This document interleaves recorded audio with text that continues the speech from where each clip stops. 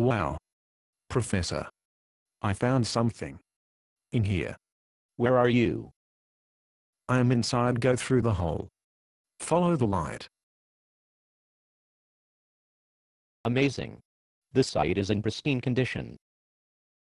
The ash from the volcano covered everything and preserved it without damaging a thing. It looks like a dwelling, somebody's house. Do we have any idea of the age of the site, Professor? Yes, of course. There's a picture of their president at the time. If he was in office at the time of the volcano, I'd say this house gives us a glimpse of life as it was in the late 20th century or the early 21st century. That would date them at just before the annihilation. Exactly. And it would also confirm our hypothesis that the volcanic eruption occurred before the annihilation, not after. Perhaps these ruins can tell us something about the cause of the annihilation. What does the house tell you about the inhabitants? It looks like they had all the comforts we have today, Professor.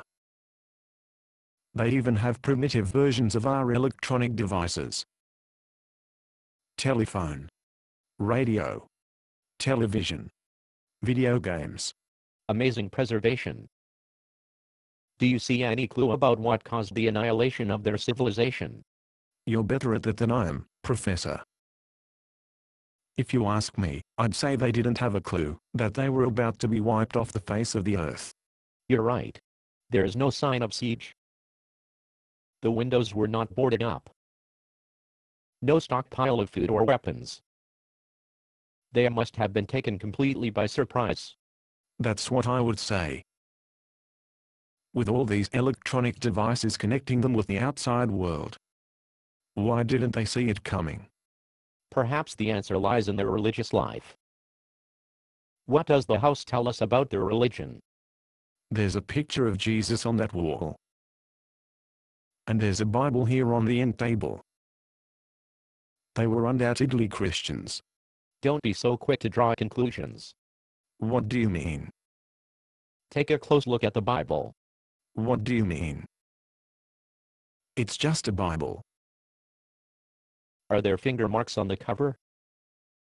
Did the pages look ruffled? No. The Bible is in pristine condition. No finger marks.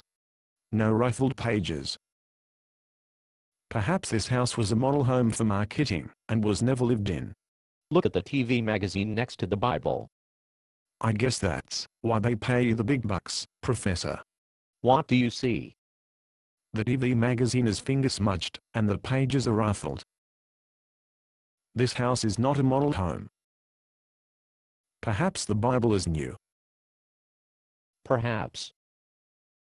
But look again at the picture of Jesus and the arrangement of the furniture in the room. I don't see what you're driving at, Professor. The picture of their president is closer to the center of the room than the picture of Jesus. Well, they probably didn't worship their president. But what the idea they worship? Well, that picture of a ski resort is larger and more centered in the room. Good. Keep going. And the furniture is mostly centered around their television and the video games. So, we can conclude that what they center their life on is what they worshipped. And what they worshipped was leisure time activities and television. And that's why they didn't see the end coming. It's a pity. The end was predicted in the Bible. And they didn't even open it. No wonder they were so completely unprepared. Well, the end of our millennium is upon us.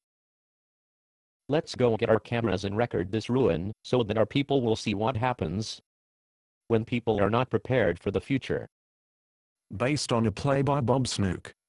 Conditions for use: do not sell any part of this script, even if you rewrite it. Pay no royalties, even if you make money from performances. You may reproduce and distribute this script freely, but all copies must contain this copyright statement.